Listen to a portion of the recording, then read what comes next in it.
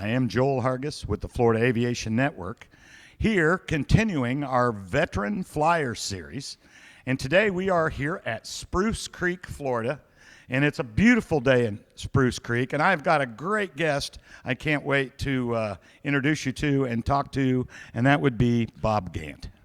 Bob, how are you? I'm fine. It's good to be here. We're glad to have you. Bob is a unique pilot and like has a two-pronged thing that he does that we'll get into. And so, Bob, what got you interested in aviation?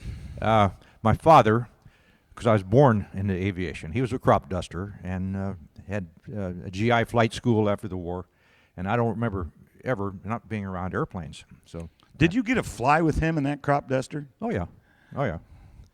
Is that as fun as it looks? No. At least you're honest, right? No, they're dirty machines, and they're working machines, not fun. Oh yeah, they're yanking and banking and flying low. That's right. It's pretty exciting. So, so you'd been around aviation. How'd you learn to fly? Well, I learned to fly before I could drive, really, but officially, one of those guys. Officially, I soloed on a few days after my 16th birthday. Right. And that coincidentally was just a couple of weeks from when I first sold my first article to a magazine. Oh, and so from then on, let's let this cat out of the bag. Bob is a writer, and you said you'd written 17 books? That's right. So that's a lot of books, folks. Trust me, I've written one, and it was tough. And so 17, I'm honored to sit by somebody with such accomplishments, particularly a guy that flies as much as you do have still. So, soloed. What'd you solo in? That was an Aranca Champ. A Champ, which was also a crop sprayer. Okay. So we just took the tank out and put an instructor in there to solo me. All right. So you got your license probably near your 17th birthday. Actually, I never got a license. I was still a student pilot when I joined the Navy. And what brought that on? Well, I was in a hurry.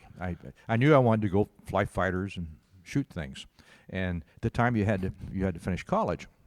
Right. But absolutely. But there was also a way around that by being an enlisted man and having taken all the examinations and stuff, which is the course I chose. Basically, you clip out of the college and just go straight to an officer? Yeah, and it was a long shot, but that's exactly what happened. I went from being an 18-year-old sailor in boot camp to being a cadet in Pensacola, and got my wings and my commission before I was old enough to drink or vote. So you were an ensign? I was an ensign. Right. That's Navy's got kind of screwy ranking. Yeah, it's like a second lieutenant. Yep. Right. So you got your commission and obviously got selected for flight school. That's right. And how'd that go? Tell us that story. Well, much like JJ, whom you interviewed before, I went through advanced flight training in Cougars, and my first assignment was to an A4 squadron on the East Coast. Okay. And I stayed with that squadron for 4 years. We deployed several times, mostly to the Mediterranean. So just for the audience, A4, A is an attack aircraft. Right. And so these guys are dropping bombs and doing things like that. They are not air-to-air fighters. Well, go ahead. You tell me. True. It is an attack aircraft, but we were assigned a mission in the middle of the Cold War as fighters on anti-submarine ships because they couldn't carry any bigger fighters. So we got outfitted with Sidewinder missiles and went through all the training for that. I didn't even know A4s did those type of missions. And so our job was to intercept the Russian bombers that were overflying our carriers in the North Atlantic. And that was a fun job. Was it? More fun than dropping bombs. So you were deployed on a carrier? Yeah. And what one? Well, the Saratoga was our main carrier deployed on, but the ASW carrier was the USS Randolph. Okay. And we had helicopters and.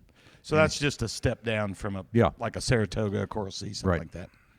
So, how many missions did you fly off there?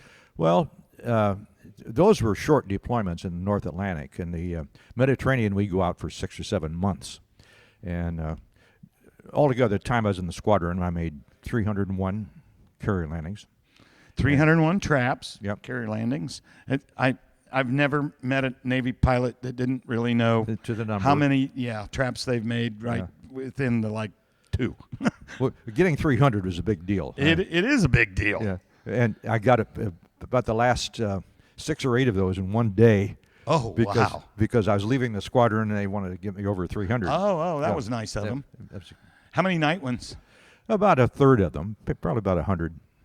And is it as hard as every carrier pilot's ever told me at night is? Yeah. It never comes routine. It's never routine. Just scares the daylights out of you almost every time, and you thank God you're alive. The worst part of it is just sitting there in the catapult looking at the blackness, waiting to go. After that, it's all business. Yeah, but I would think, landing would be. Yeah. I think that's the hardest thing in aviation, isn't it? I think so, night traps. But like I say, you're already so focused by the time you launch from the ship. You're beyond being scared. It's Right. Well, yeah, you're too busy to be scared. And so, explain how many tours did you get over there? You said North Atlantic, Mediterranean. The Mediterranean, 2 long cruises.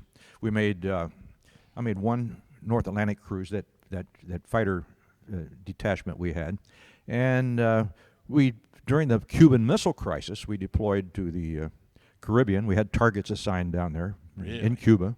Wow. And we came that close to doing the real thing. But Isn't that scary? no, we were excited then. I bet you were. I bet you were excited. Oh, yeah. Oh, golly. And so you never went to Southeast Asia anywhere? Or No. You after Korea, before Vietnam? Yeah. I left the squadron. I spent a year and a half as a weapons test pilot in the Bureau of Weapons. And it was about that time I decided to get out of the Navy, mainly because I realized I was never going to be a career writer, doing that. and also being a career I do naval want officer. to back you up. I got to ask a question. Did you ever get any air-to-air altercations, anything, before we leave this military part of it, which is always so cool?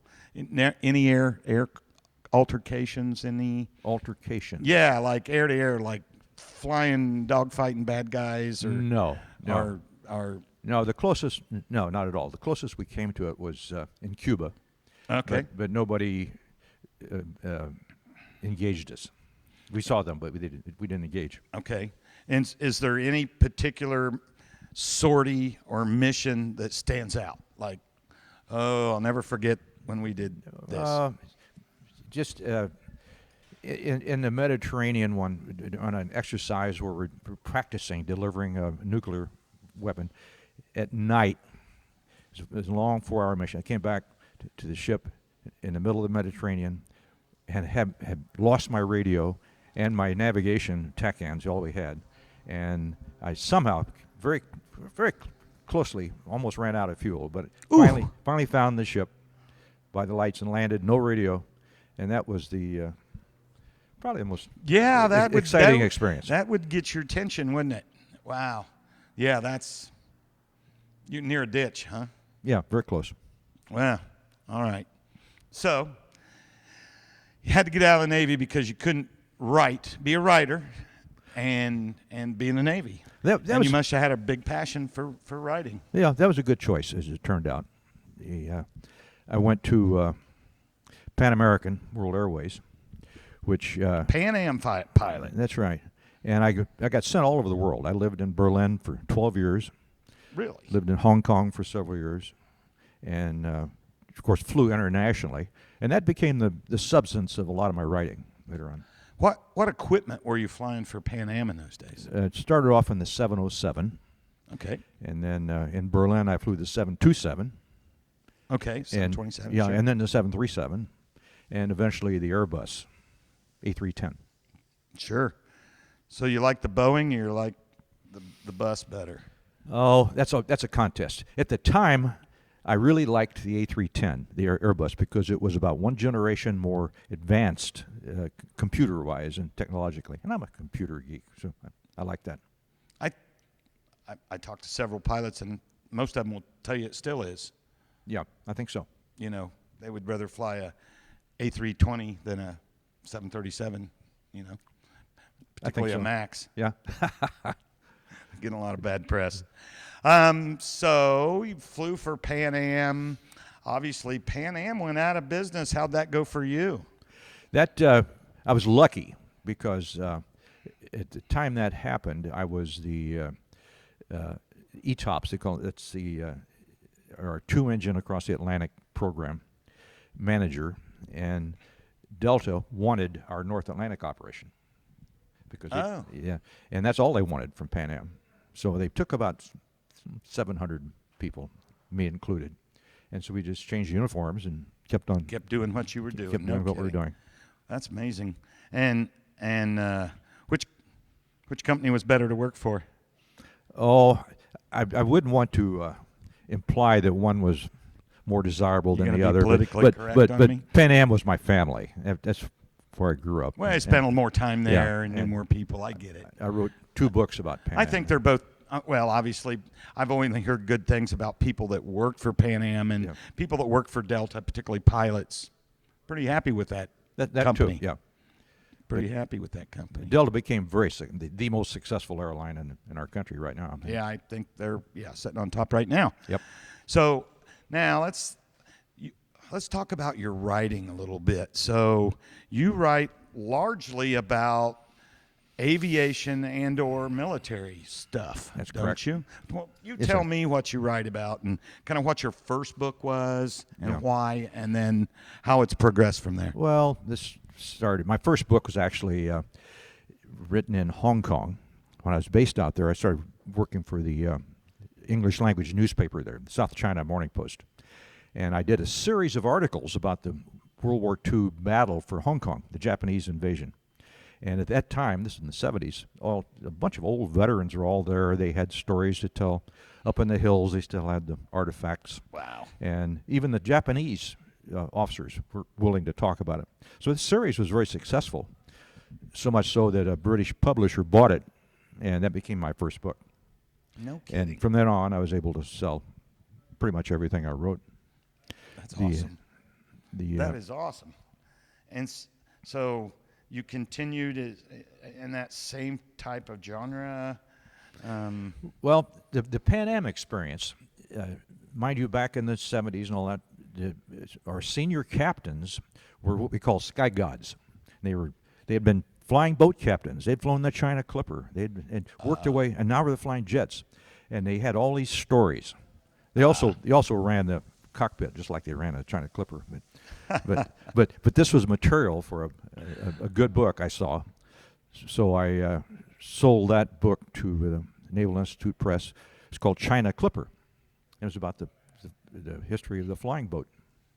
And then that was followed up as Pan Am was approaching bankruptcy. I sold a book called Sky Gods, which is all about this culture and about these old captains. And that was snapped up by William Morrow. And that really got me on the payroll then because I got an agent out of that. That's 30-some years ago, and I still have the same agent. No kidding. But from then on, I was able to sell to Random House and Viking and all. You make more money flying or writing? At the time, the last year, it became a conflicting thing. I made as much money either way for a while. That's great. I mean, that's great. It got to be too busy because the last year or so I was flying, I was also writing a television series. So I had to be in Hollywood at least a week a month, flying full-time for Delta. I had a book contract with an absolute what series deadline. Did you write? It's called Pensacola, Wings of Gold.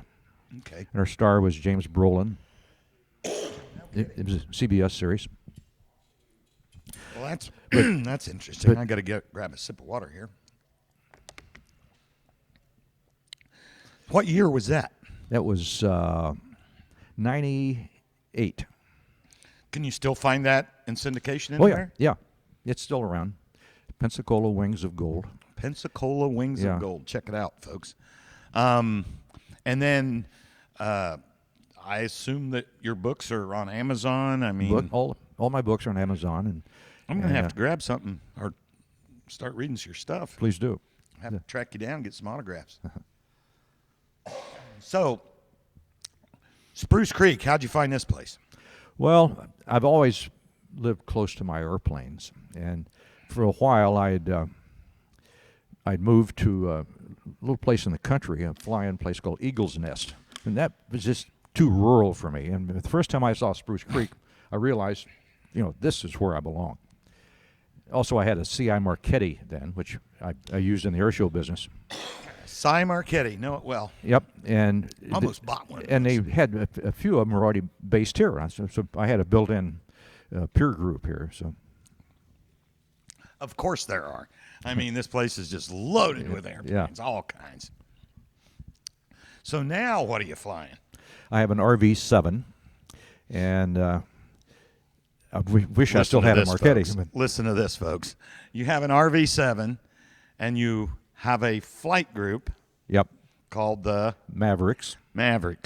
And how many ships in that? 4 at the moment.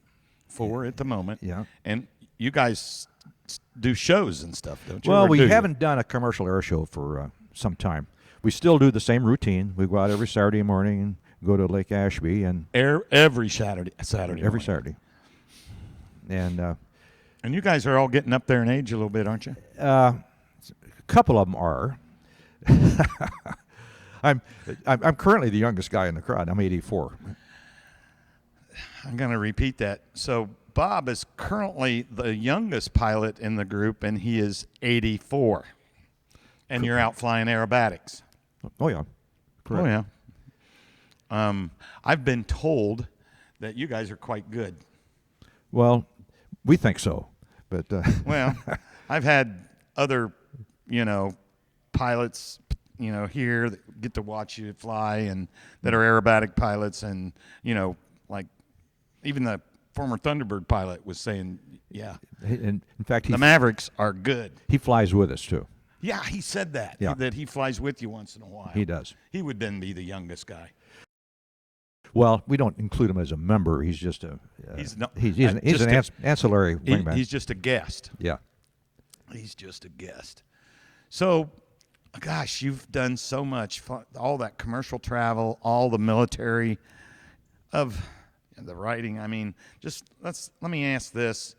Just focusing on your aviation and all your pilot stuff, anything stand out? What was the best? Well, I think flying the Marchetti with a previous airshow group called Red Hawks, which we put together, and we were 3 ex-Navy pilots. And for about 6 or 8 years, we flew all over the country, several times out of the country. Did Oshkosh every year. Now, which Marchetti was that? The CI Marchetti. Because I can't think of a prop. Yeah, it was a prop airplane. Yeah, it's a military trainer built in. A Marchetti 260. Okay. Yeah, SF-260. SF-260. Okay, that's correct. Yeah, and ours came from the Congo. It'd been in the Belgium Air Force, and they took it down there as a military trainer, and we bought them military surplus. Cy Marchetti was originally Czech or Italian built. Italian built. Yeah. There you go. But they were used all through the NATO countries. Yeah, I looked to buy one time.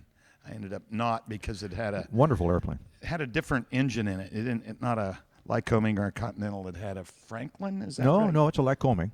The one I didn't. I was looking at didn't. So that's kind of why I didn't go that way. But so you like that the best? Liked the best. We used to say it was like having an Italian mistress. When it's good, it's really good. But very high maintenance. There you go. Well, so that's your favorite? Absolutely. Got anything planned for the future? More flying, and I still dabble at writing. I've not taken a new contract for 3 or 4 years now, just because it's a lot of work. And it is. I know that for a fact. Yeah, I have a younger wife who likes to travel a lot. So well, yep. I get it, and it is. People don't understand that. Yeah. You got to be focused and disciplined because it's much harder than it sounds, right? So you're going to do some traveling and fly with the Mavericks, That's it. Enjoy this beautiful Florida weather here at Spruce Creek. That's the plan.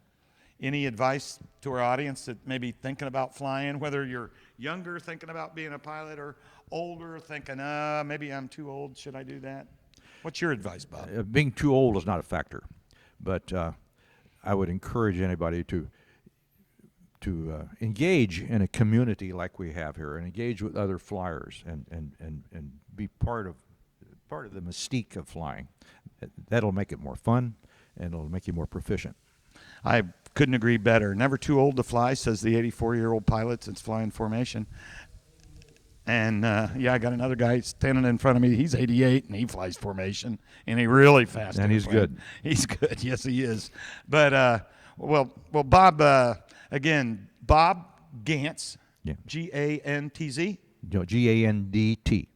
Oh, Gandt. Okay. Yeah. I'm glad I did that. Me too. Because I want to, encourage our audience to, go to Amazon or and look for Bob's books. And again, the show that you wrote was Pensacola Wings of Gold.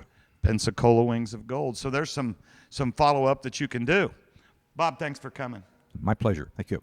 I am Joel Hargis with the Florida Aviation Network here in Spruce Creek, Florida. Stay tuned. We'll have more shows coming.